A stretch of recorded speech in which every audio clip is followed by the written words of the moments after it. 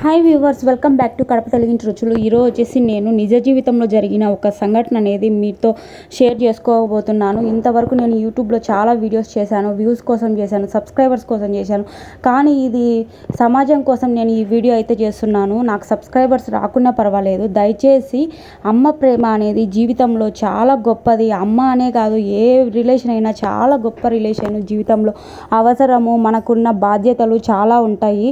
ఒక చిన్న విషయానికి ఎవరైనా సరే సూసైడ్ చేసుకోవడం కరెక్ట్ పద్ధతి కాదు. నేను ఒక నిజ జీవితంలో జరిగిన సంఘటన నాకైతే చాలా బాధ అనిపించింది. అందుకని ఈ విషయాన్ని నేను యూట్యూబ్లో షేర్ చేసుకోవాలి అనుకుంటున్నాను.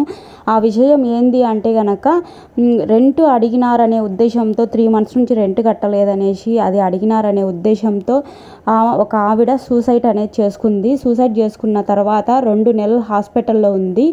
అంటే కాల్చుకునేదన్నమాట. కాల్చుకొని 2 నెలలు హాస్పిటల్లో ఉండి సరైన ట్రీట్మెంట్ అందకనో, వాళ్ళ పరిస్థితి కూడా బాగలేదు, డబ్బులు లేక చాలా ఇబ్బంది పడి వాళ్ళు ట్రీట్మెంట్ చేయించుకోలేక చివరికి ఆమె ప్రాణాలు అనేది కోల్పోయింది. ప్రాణం కోల్పోయినప్పుడు ఆ పిల్లలు ఏడ్చేది చూసే కనుక, 3 పిల్లలు, అసలు వాళ్ళని చూసే నాకు కడుపు అనేది తరుక్కుపోతుంది. అసలు చాలా బాధ అనిపిస్తుంది నాకైతే. దయచేసి మీ మీద ఆశలు పెట్టుకొని, మీ మీద ఎన్నో హోప్స్ పెట్టుకొని, జీవితంలో మీ అవసరము చాలా ఉంటుంది. పిల్లలను దయచేసి అన్యాయం చేయొద్దు.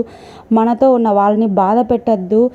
ఏదైనా ఒక చీమ గుట్టో, ఫర్ ఎగ్జాంపుల్ ఏదైనా పాము గుట్టో యాక్సిడెంట్ అయ్యో చనిపోతే అంత బాధ అనిపించదు. వాళ్ళకై వాళ్ళు ప్రాణం తీసుకొని చనిపోతే ఎంత బాధ ఉంటుందో. దయచేసి ఇప్పటికైనా కొంతమంది మారండి. ఎంత కష్టం ఉన్నా కూడా భరించండి. ఈరోజు మంచి రోజులు లేకపోవచ్చు, రేపు మంచి రోజులు రావచ్చు.